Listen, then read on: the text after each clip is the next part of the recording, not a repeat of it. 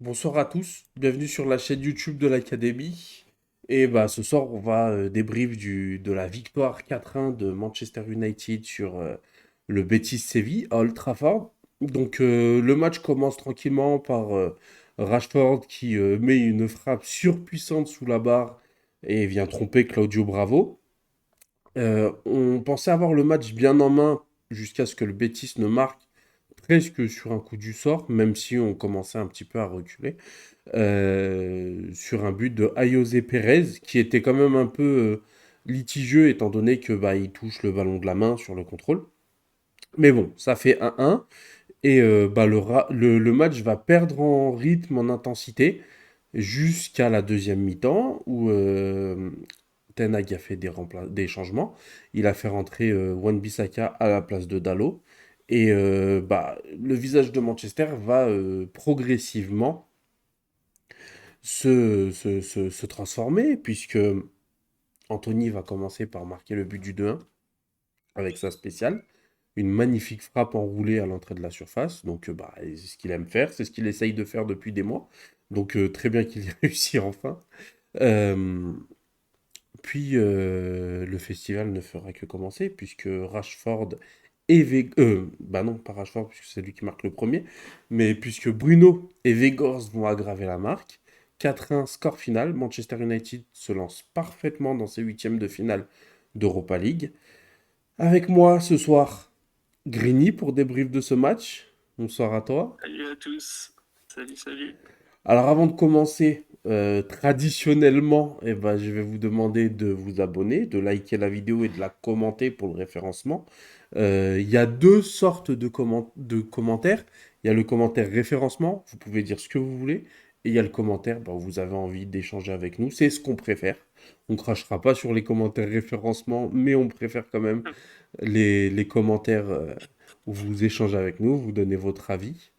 Et bah, à votre avis, on le veut sur déjà, premièrement, est-ce que Manchester United s'est enfin relancé, a enfin fait oublier la piteuse défaite 7-0 de ce week-end. D'ailleurs, on a fait un débrief, n'hésitez pas à aller le voir sur la chaîne YouTube. On a fini la promo. Greeny, Oui. Greeny, Est-ce que... est-ce que tu penses que Manchester United a fait oublier cette grosse déconvenue ou au moins s'est relancé dans sa saison? En vrai, je vais pas te mentir, je suis encore grognon. Genre, je trouve on reste sur un goût de non... Je suis encore grognon de la semaine dernière. Je trouve qu'on en a pas fait assez. Et la performance n'était pas assez magique ou belle pour faire oublier qu'on s'est pris un score historique il y a une semaine. Je suis tout à Même fait si on d'accord. gagne 4-1 et on est déjà qualifié, quoi. Je suis tout à fait d'accord avec toi. Alors, 4-1, je sais pas si on est qualifié, parce que si on en prend 7, on est éliminé. Mais, non, ça m'étonnerait, je rigole. Mais, oui, non, on est quand même bien lancé. Moi, vraiment, non. Le 7-0, il est toujours dans ma tête, et je sais pas s'il va... Hmm. Peut-être que si on gagne l'Europa League, la FA Cup, et qu'on fait troisième, je vais réussir à me dire, bon, c'est dommage, mais bon, voilà, ça reste quand même une belle saison. Mais là, pour l'instant, vraiment, enfin voilà, je l'ai encore un peu en tête. Euh, et je suis tout à fait d'accord avec toi sur le fait que le match n'était pas assez bon pour nous faire oublier ça, quoi. Peut-être que les Hmm. joueurs sont relancés, peut-être que c'est bon pour la confiance, mais c'est pas le match d'une équipe revancharde pour moi. C'est le match de Manchester United de ces derniers mois euh, qui me plaît moyennement, dans le sens où ben, on, on mise quand même beaucoup sur les histoires de confiance, de à quel moment on marque le but, on essaie de tuer l'adversaire. Alors on le fait très bien, merci, c'est très bien, bravo, mais n'empêche que je trouve quand même que ça reste insuffisant. On n'a toujours pas contrôlé un match du début à la fin depuis un petit moment. Je pense que c'est depuis le match contre City. Euh, on n'a pas eu un seul match où il n'y a rien à redire sur la première mi-temps. Ten Hag fait encore des choix que je trouve discutables parce que on peut en parler un petit peu de David De Gea. On peut encore en parler. On peut encore dire que ses relances sont pas bonnes. On peut encore dire que c'est très insuffisant. Mais au bout d'un moment, quand tu as un gardien aussi handicapant dans la relance, euh, va falloir commencer à se tourner sur celui qui le titularise, tu vois. Euh, Mhm. c'est pareil pour Dalot. Qu'est-ce que fout Dalot sur le terrain ce soir? Je veux bien, moi, les délires de oui, on a voulu voir comment. En fait, là, tous ces matchs à Ten Hag, ils commencent à se ressembler et ça commence à être assez lourd, en fait. Parce que à chaque fois, il nous fait la même chose. Une compo où on se dit, bon, bah, c'est moyen, mais on verra, machin. Confiance totale en Ten Hag. On se rend compte que c'est pas suffisant parce que, pareil, notre première mi-temps, elle est insuffisante et ça m'énerve de voir les joueurs dire que la première mi-temps est pas mal. On en a déjà parlé sur Liverpool, il continue. C'est pas un manque de réalisme qui nous, où on a pêché sur la première mi-temps. On n'a pas été bon, on n'a pas mis le pied sur le ballon. Dès qu'on a marqué le but, on n'a plus du tout mis le pied sur le ballon. Les joueurs ne Ouais, proposaient rien. Enfin, vas-y, dis-moi. on essaie, j'ai l'impression qu'on marque le but pour être safe et après on essaie de gérer comme une grande équipe qu'on n'est pas. Et je crois qu'on a déjà eu ce débat. Mais en Et soi, vu qu'on. même avant le but, on joue pas comme une giga grande équipe. Enfin, je veux dire, on marque le but, on joue bien, on joue pas à mal, tu vois, on se bat un peu sur les ballons, mais c'était un match qui allait un peu dans les deux sens, tu vois. Le Betis Séville aurait pu aussi marquer et ça aurait pas été scandaleux. Donc moi, je trouve que c'est largement insuffisant là ce qu'on propose. Et j'ai pas envie que Ten Hag se repose un peu sur ses lauriers et quelque part, heureusement qu'il y a eu cette défaite 7-0, même si bah, j'aurais signé pour pas la prendre, mais quelque part, heureusement, parce que bah, ça nous permet de ne pas rester dessus, tu vois, de pas de se remettre en question. Mais j'ai l'impression qu'il n'y a pas beaucoup de remise en question. Là, Ten Hag, ça fait des mois et des mois qu'il nous met Dalot en première mi-temps, qu'après il nous met Wan-Bissaka. À chaque fois, Wan-Bissaka est meilleur que Dalot, et bah arrête de mettre Dalot, il est nul. Enfin, c'est un truc de fou. Il est nul. Arrête avec lui.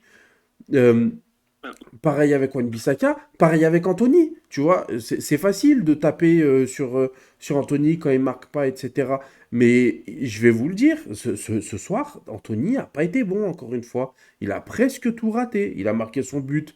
Derrière, il a vendangé deux occasions. Euh, du coup, Anthony n'est pas suffisamment bon. Garnacho a montré à chaque fois qu'il est rentré qu'il méritait sa place. Pellistri ce soir a montré qu'il mérite sa place, et on en parlera peut-être tout à l'heure.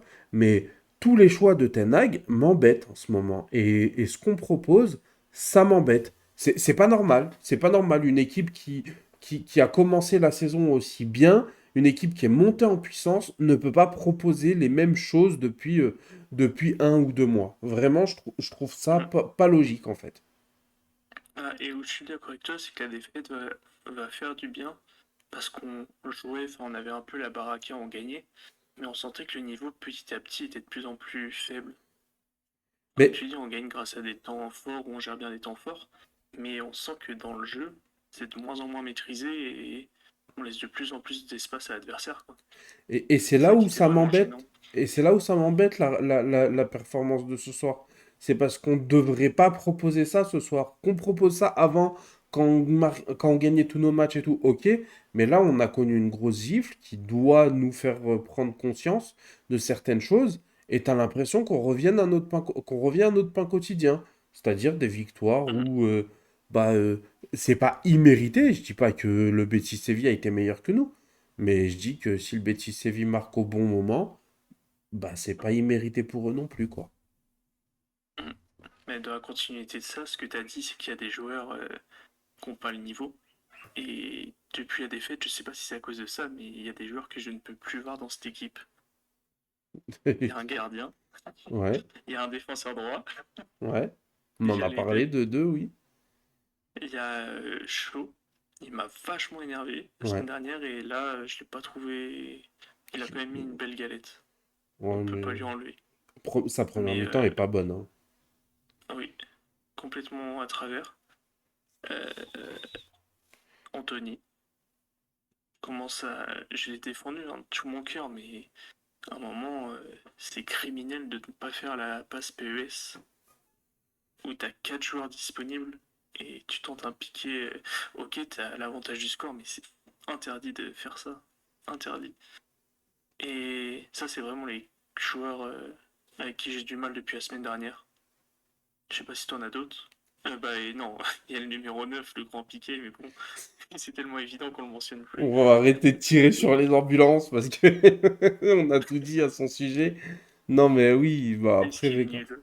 Mais par contre, c'était sa pire performance. Bizarrement, il marque un but, mais je trouve que c'est sa pire performance parce qu'il a raté beaucoup de grosses occasions. Alors, il Mais, s'en est procuré, c'est déjà ça. Mais les frappes, les trucs qu'il rate, celle où il est hors jeu, là, c'est pas normal de pas la mettre. mais est-ce qu'on peut dire pire performance, sachant que chaque match, chaque débrief qu'on fait, c'est à chaque fois sa pire performance. Mais il va de pire en Chaque pire. fois. Et il va jouer c'était 90 minutes hein, à chaque fois. Ça aussi, il va falloir m'expliquer, Rico, parce que là, je peux te faire confiance, mais à un moment, faut pas nous baiser la gueule comme ça. On n'a pas envie de se taper le grand piqué de 2 mètres là pendant 90 minutes à chaque match. Ouais, mais en soi, tu ferais quoi? Puisque c'est le seul numéro 9 qu'on a. Mais je Rashford, préfère même tenter. Rashford, on l'a dit que son meilleur poste c'était à gauche. On l'a dit toi et moi, je crois, Hmm. dans le débrief que c'était mieux de le mettre lui en valeur plutôt à son poste où il est le meilleur. D'ailleurs, Rashford fait pas le match du siècle. Enfin, vraiment, je trouve qu'il réussit que le but parce que sinon il a tout raté. Même, Il tu fait un vois, match Rashfordesque, hein, oh, comme on a déjà dit. ouais, ben là, tu vois, il rate des gestes techniques que d'habitude il réussit. Tu sais, à un moment, il fait sa virgule, la balle, Ah oui. elle lui échappe. Enfin, tu vois, c'est des choses que. Mais bon, tant qu'il marque Rashford, c'est pas grave parce que son but, son jeu, c'est de marquer des buts cette année. Donc, c'est pas grave, continue comme ça, pas de souci. D'ailleurs, Rashford, pour la stat, il est à 26 buts cette saison. C'est ses 2 dernières saisons combinées en une seule. J'ai vu ça Sérieux? tout à l'heure. Donc, Alors qu'il c'est y a quand deux même pas saisons, mal. il est pas mauvais en plus, hein, donc, C'est ça. Mais ouais, Bah, Weghorst et je veux pas il ouvrir y a un. un nom qui hésite à sortir. Bah, j'ai pas envie d'ouvrir un dossier parce que j'en ai parlé sur Twitch, hein, sur les lives d'ailleurs, n'hésitez pas, c'est le lundi soir. Euh, le lundi à 20 h sur Twitch, n'hésitez pas, on est en direct et on parle pendant 2 heures. Euh, Il y a des noms il y a un nom que. Enfin, j'ai pas envie d'ouvrir un dossier, mais vraiment, Sancho m'inquiète. Son Ouais. entrée en jeu, dans un contexte ultra favorable, on l'a vu pour Pellistri, ne me rend pas optimiste. S'il y avait un moment où Sancho pouvait réussir quelque chose, c'était ce soir. Il a rien fait. Il n'est pas handicapant parce qu'il rentre à 3-1 et le match est déjà gagné. Enfin, on peut pas dire que c'est grave, tu vois. Mais c'est inquiétant, moi. Je trouve que dans un match comme ça, il rentre, il y a des espaces. Manchester United est ultra dominant à ce moment-là parce que après le troisième but, même Pellegrini l'a dit, il n'y avait plus qu'une seule équipe sur le terrain. Donc on est ultra dominant et il réussit pas à faire la différence.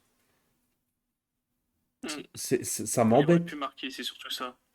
En plus, oui. Il a eu, ouais, il a eu 2 occasions où je pense qu'il pourrait au moins en mettre une. Enfin, ou faire quelque chose de mieux, une passe D ou quelque chose. Euh, je cherche un moyen pour le défendre, mais j'ai rien. Non, mais en vrai, J'ai rien. comme j'ai dit, je pense que c'est pas impossible que, tu vois, dans les mois qui restent, ils finissent par se révéler parce que il revient juste, ça commence à faire un mois et demi qu'on dit ça, mais euh, il a eu une période difficile, etc., etc., donc on ne sait pas combien de temps ça peut prendre, ces choses-là, pour rentrer dans l'ordre. Mais, pour l'instant, à part avoir perdu du poids, il a rien à son palmarès, hein. Si, un but, mais enfin, franchement, il y a un moment, Bruno, il a le ballon sur la gauche, il fait la passe instinctivement dans la profondeur parce que c'est où Sancho est censé aller. Sancho reste derrière et le regarde. Tu sais, c'est même pas le B à bas, tu vois. T'as un mec qui est en train de Ouais, mais fixer, après toi. ça, est-ce qu'ils se sont parlé? Je veux dire, est-ce que ça se trouve, Sancho lui a dit genre à l'intérieur et genre ils se sont pas entendus et Bruno a mis genre à l'extérieur, tu vois? Mais il est même pas Enfin, rentré à l'intérieur. S'il était rentré à l'intérieur, c'était juste une incompréhension. Il est resté derrière, il l'a regardé. ouais. Tu vois, Ouais, inquiétant. quand t'as un joueur qui est en train de fixer, la moindre des choses, c'est de proposer une course, tu vois. Donc, Mm. c'est, Mais c'est, vraiment, comme c'est- je, vas-y, vas-y. comme je te disais en live, pour moi, je pense pas que ce soit un vrai ailier. Il n'a pas les qualités pour être l'ailier que son Garnacho, que son Pellistri, Rashford. Ouais, mais il a joué Il est en très bon, ailier tu à vois. Dortmund.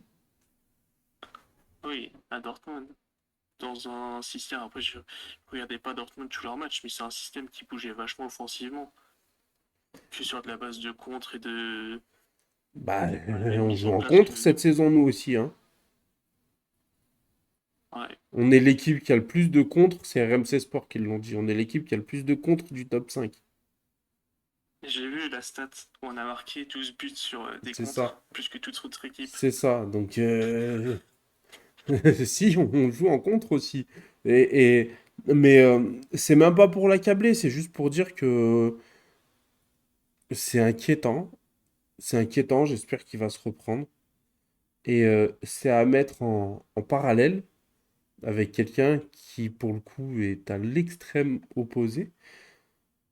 C'est-à-dire qu'on va attraper la veste à Rico, à Eric Ten Hag, parce qu'il ne donne pas de temps de jeu à ce jeune homme qui s'appelle Facundo Pellistri et qui montre à chaque fois qu'il rentre en jeu, il mérite du temps de jeu. Mm. Pourquoi est-ce qu'il joue pas? Surtout que c'est poste pour poste avec Anthony, quoi. Il est pas dans la forme de sa vie. Il n'y a personne qui s'est imposé à droite. Je dis pas s'il était défenseur central, tu dis, bon, ouais, pas gratter du temps de jeu sur Martinez et Varane, tu vois. S'il était, je sais pas moi, si il était numéro 6, tu dirais, bah, tu vas pas gratter du temps de jeu sur Casemiro, même si tu pourrais demander à ce qu'il soit remplaçant. À droite, il n'y a rien. Il n'y Mm. a rien du tout. Et bah, ça suffit pas à ce que Pellistri ait plus de temps de jeu. Je veux bien, il essaie de lancer. En fait, Ten Hag est en train de faire un truc qui, je trouve, est pas utile. Enfin, ça marchera pas sur le long terme. Il est en train d'essayer de relancer des joueurs au détriment d'autres joueurs. Ça veut dire que Sancho et Anthony, ils sont pas au top. Donc il faut absolument qu'ils reprennent confiance. Donc il faut qu'ils jouent pour reprendre confiance. Ok, là-dessus, je suis d'accord. Mais le problème, c'est qu'il Mm. y a d'autres joueurs qui, eux, sont performants et qui méritent de gagner. Donc si tu veux leur donner de la confiance, tu les fais jouer, tu les fais rentrer en jeu et tu leur dis, voilà, tu as 10, 15, 20 minutes pour montrer que, de quoi tu es capable. Et quand ils réussissent un bon match ou une bonne entrée, tu les récompenses avec une autre rentrée. Mais dire aux autres, oui, oui, oui, Pellistri, t'es jeune, t'es talentueux, tu fais des bonnes rentrées. Garnacho, pareil, il n'a pas eu une seule seconde. Ah, ça veut dire que là, Garnacho, sur 2 matchs, il a mérité de rentrer que quand on perdait 6-0. C'est Ouais. le signe, le signal qu'il lui a envoyé, je trouve, il est quand même assez désastreux, moi. Après, je pense pas que ça se lit comme ça parce qu'en dehors de juste nous, ce qu'on voit sur le terrain, je pense que t'as toute la vie autour, toute la vie football et de tous les jours. Et Garnacho a quand même vachement gratté une minute sur toute la saison. Et je pense pas que c'est un signe en mode on te renvoie que dans un match pour pied et ton développement on s'en fout quoi. Non, je suis pas en train de dire que c'est ce qu'il fait, mais je suis en train de dire que c'est là, sur les 2 dernières minutes, en lecture froide comme ça, il a joué que là. Mhm. Et c'est pas normal, moi, je trouve, de récompenser un jeune qui joue bien en l'envoyant que quand c'est la merde. Ouais. Tu vois, à la Après c'est limite, ouais, c'est s'il des veut, choix.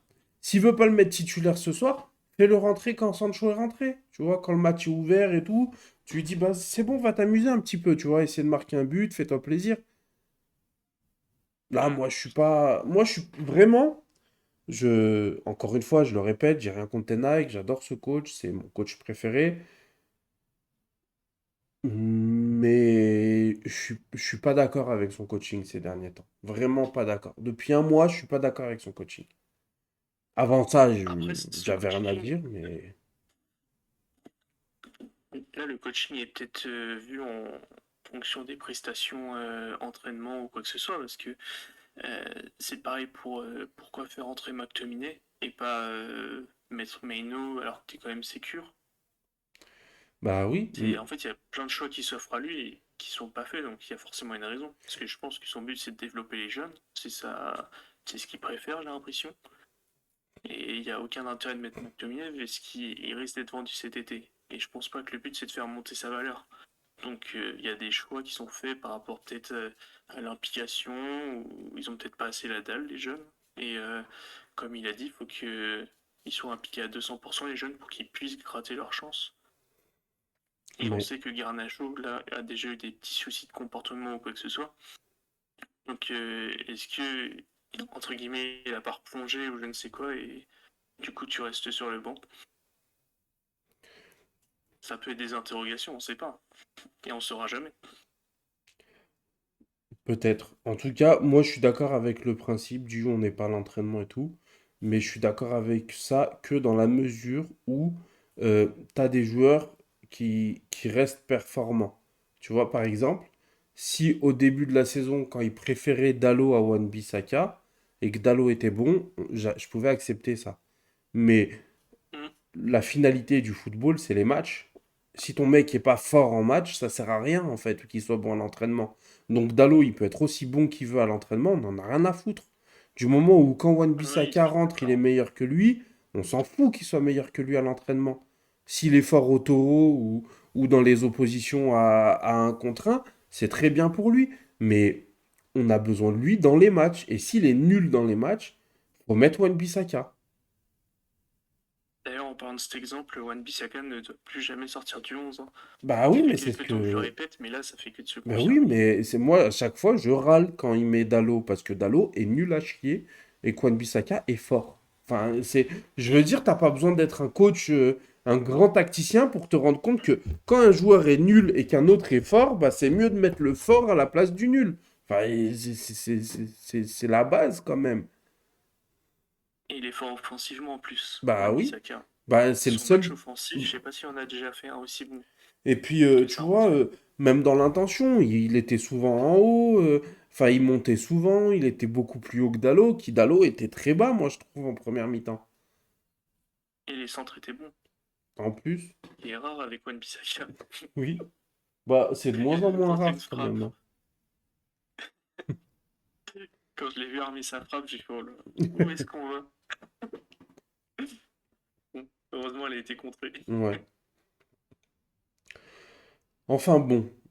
En tout cas, j'espère que ce... Enfin, je vais avoir un petit espoir, c'est que on était encore traumatisé par la victoire de dimanche et que la fin de match va vraiment nous relancer définitivement. Je me dis, c'est pas impossible, j'espère que c'est ça. En On fait. sachant que le calendrier est quand même avantageux pour se relancer. Oui. Donc, on verra ça dimanche. On vous donne rendez-vous justement dimanche pour le débrief du match contre Southampton en Première Ligue.